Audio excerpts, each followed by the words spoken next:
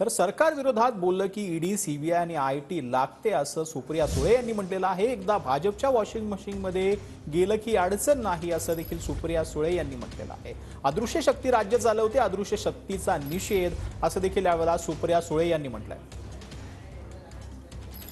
काही आश्चर्य वाटत नाही, कारण सरकारच्या विरोधात बोललं की आईस, इन्कम टॅक्स, सीबीआय, ईडी हे दिसतं असं चॅनल वाले म्हणतात. 95% आईस, इन्कम टॅक्स, सीबीआय, ईडी ही विरोधी पक्षांमध्ये आहे आणि विरोधी पक्षात असलं की इन्कम टॅक्स, सीबीआय आणि ईडीच्या नोटिसेस येतात.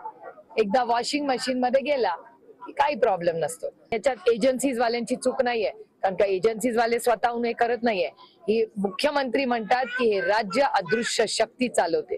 तर ती अदृश्य शक्ती नक्की कोण आहे जी महाराष्ट्राच्या विरोधात कट कारस्थान करते? मी या अदृश्य शक्तीचा जाहीर निषेध करते.